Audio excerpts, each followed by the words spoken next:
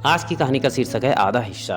एक बार नृत्य और संगीत का एक प्रसिद्ध कलाकार विजयनगर में आया। महाराज ने रानियों के देखने के लिए नृत्य दिखाए जाने का विशेष प्रबंध किया और सभी को यह आदेश दे दिया कि तेनालीराम को इस संबंध में कुछ न बताया जाए। इधर जब तेनालीराम को इस विशेष आयोजन का पता चला तो वे भी राजमहल की ओर चल दिए, किंतु द्वारपाल ने उन्हें बाहर रोक लिया। महाराज की आज्ञा है कि आपको भीतर प्रवेश न दिया जाए, क्षमा करें।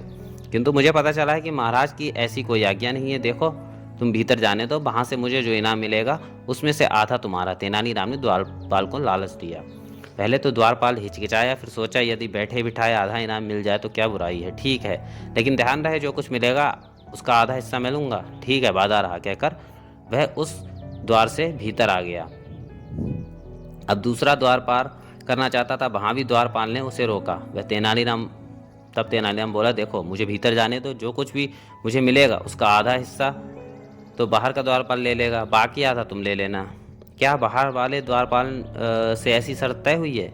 हाँ भाई, तभी तो यहाँ तक पहुँचा हूँ। ठीक है, मगर अपने कॉल से मुकरना मत। ये तेनालीराम का वादा है भाई, हमारे वादे पर तो महाराज विश्वास कर लेते हैं। इस प्रकार उसे तसल्ली देकर तेनालीराम भीतर आ गए। वहाँ नाटक मंडली नृत्य और संगीत के माध्यम से कृष्ण की बाल लीला का मंचन हो रहा था। माखन चोरी, गोपियों की छेड़छाड़ सभी गीतों के माध्यम से किया जा रहा था। एक व्यक्ति कृष्ण बना था।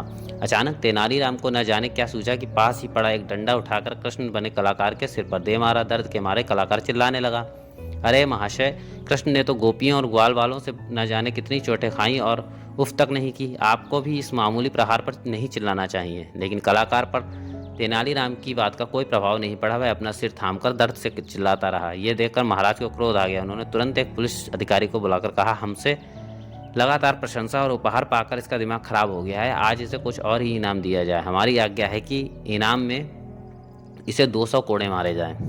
पुलिस अधिकारी ने फौरन तेनालीराम को थाम लिया और चला यातना गृह की ओर। ठहरिए महाराज, महाराज ने मुझे जो इनाम दिया है वह सिर आंखों पर, किंतु मेरा इनाम कुछ अन्य लोगों को बांट दिया जाए। क्या मतलब?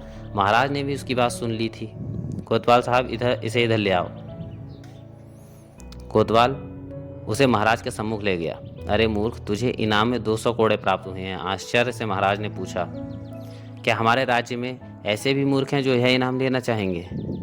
इस प्रकार 2 व्यक्ति तो आपके राज दरबार में ही हैं महाराज, तेनालीराम ने बताया। वे दोनों बाहर के द्वारपाल हैं। उन्होंने इसी शर्त पर मुझे अंदर आने दिया था कि मुझे जो कुछ भी पुरस्कार प्राप्त होगा वे दोनों उसमें से आधा आधा ले लेंगे। महाराज ने तुरंत द्वारपालों को बुलवाया। पूछताछ में तेनालीराम की बात सच निकली। महाराज की आज्ञा से उन लालचियों को न केवल 200 कोड़े मारे गए बल्कि नौकरी से भी हटा दिया गया।